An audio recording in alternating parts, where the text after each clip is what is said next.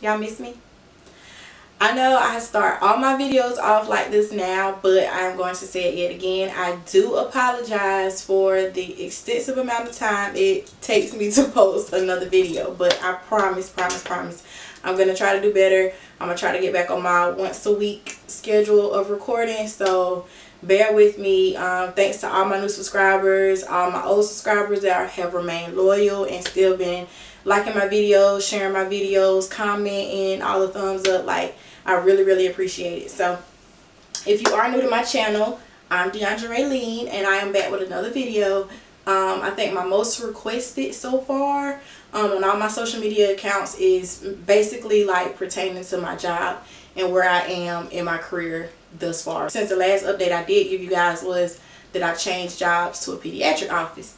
So as you can probably tell by the title, I have changed jobs yet again. I am now an OBGYN nurse. So still in a office setting, but totally different patient population. So if you're interested in this video, stay tuned.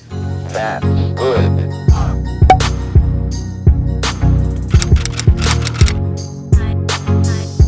Let's get started. So these dates are gonna go way back. It is now 2020 and I got some catching up to do. So I left the pediatric office on November 1st. That was my last day. And I started at the OBGYN office essentially November 4th, but of course you have to go through the whole new team member training when you work for a larger hospital or a larger company. So the company that I work for now is essentially the same company that I worked for when I was in the NICU. But I guess it has a different branch, I believe, since it's an office setting versus an inpatient setting. Whatever, y'all don't want to talk about it. But anyway, versus the pediatric office that I was at is a much smaller business, is family owned. Like, of course, you know, things are going to be a little bit different. So let's jump into why I left the pediatric office.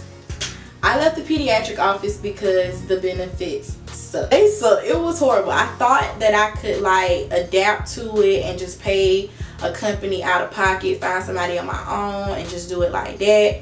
But every insurance company that I tried to like work with on my own, they didn't really pay for anything. It's like they get this person on the phone that makes it seem like, okay, you're gonna have this, that, and third for a low price.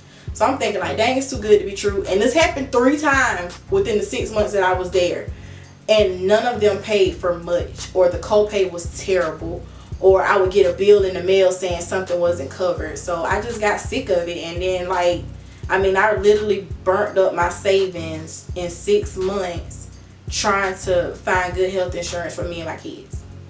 So that's a whole nother story. I don't want to go into that, and I'm just not getting back on my feet. So your girl, I ain't complaining. I am not complaining. And it's like I no longer work for my lifestyle. It's like I just work to pay the man, and I just feel like that's no way to live. Like, I enjoy comfort. I enjoy full night's rest. I don't like sleepless nights. I'm not worrying about no bills. I'm not worried about owing nobody. So I just couldn't do it much longer. So I mean, I did what any mother would do and just made a move for my kids, despite how happy I was at that job otherwise. So let's talk about why.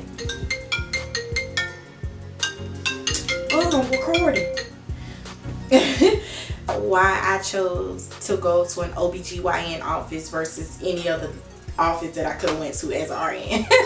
I chose OBGYN because, as y'all know, women and neonatal services is just home. Like, I love kids. I started off with babies. I did that for 2.5 years, and I do miss it. We'll talk about that at the end.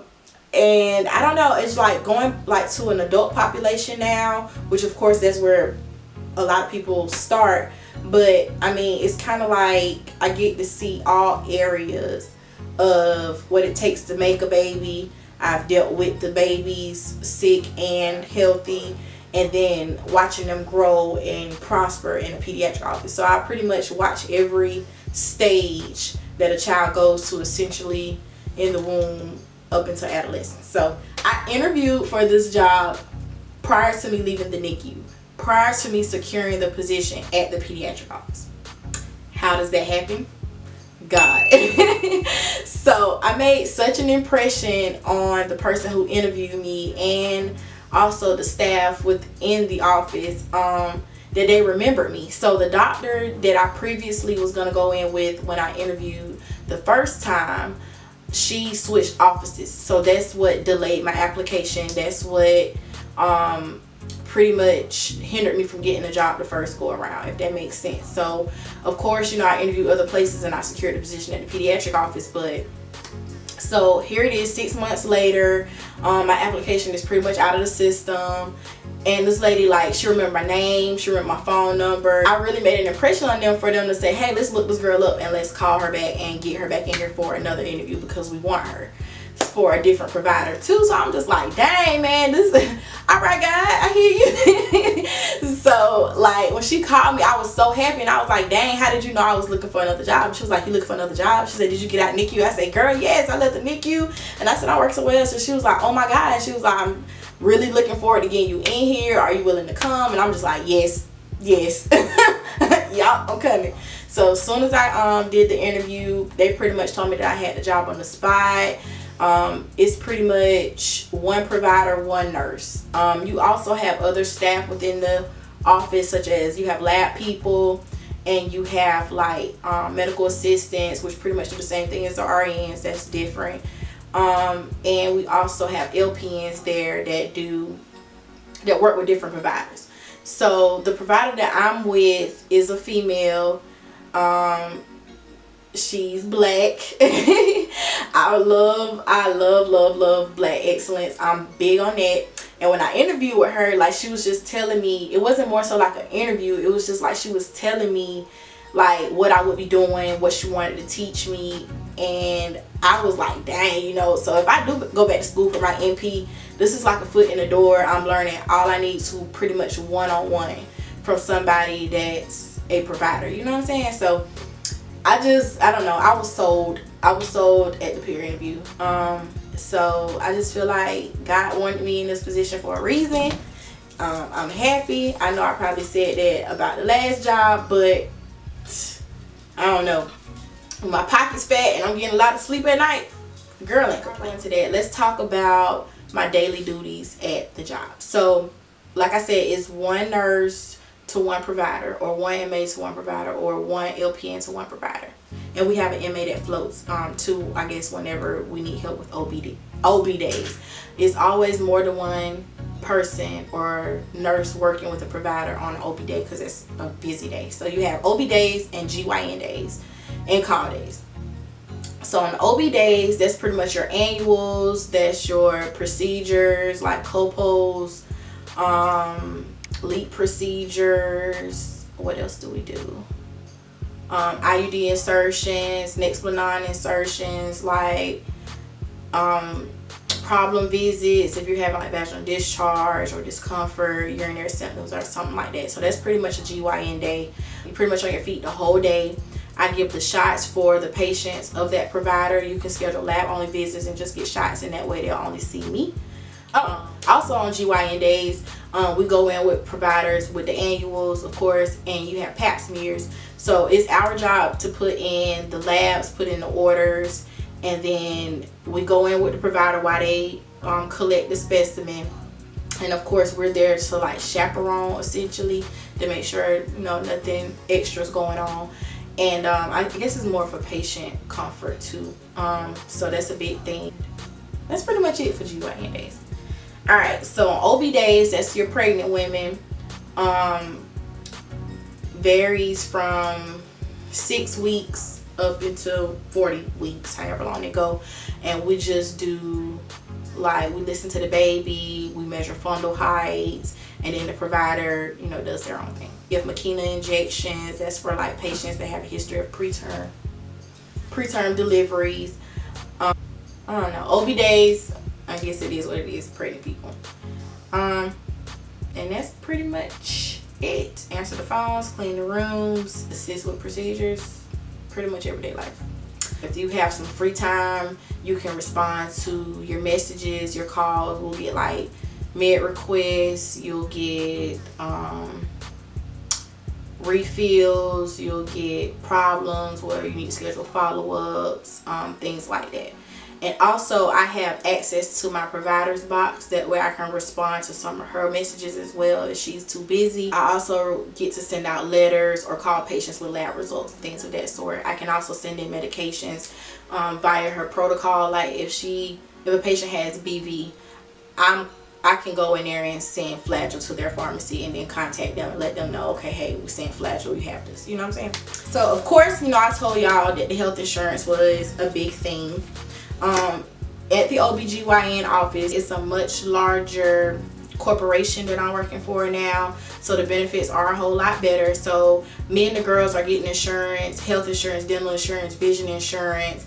I could have got insurance on Coco for $20 more. Like, it's that good. And I have identity theft protection, like I have all that for $200 every pay period, so it's like roughly $400 a month. And the hours are great. So 8:30 to 5 Monday through Thursday, and then 8:30 to 1 on Fridays.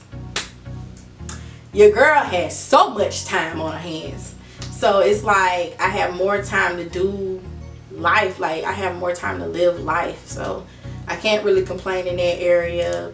Coming here now and also dealing with the moms is a big change, but I really love the office environment. I love the staff. I love interacting with patients. Y'all know patient education is a big thing for me, and I don't know, I'm I'm enjoying it so far. It is currently January, so I haven't been there very long, but I can't really think of any cons. I don't know, we might have some of those. Yes, I'm happy. Of course, there are always going to be cons. The cons of this job is I really miss my coworkers at the pediatric office. I know it was a short time, but I mean, we really became family. And it's like, when I revealed to everybody that I was leaving, one of them cried. Like, me and this girl was like in the hallway boohooing, and we had only been like working together and known each other for 6 months. And like, I just really missed him. Like, I feel like we made a great team. Like, I really missed him. So if I could go back and have the insurance that I have now, I probably would. I don't know, I don't know, I just feel like we really clicked. So that's like the biggest thing for me. I mean, I miss them.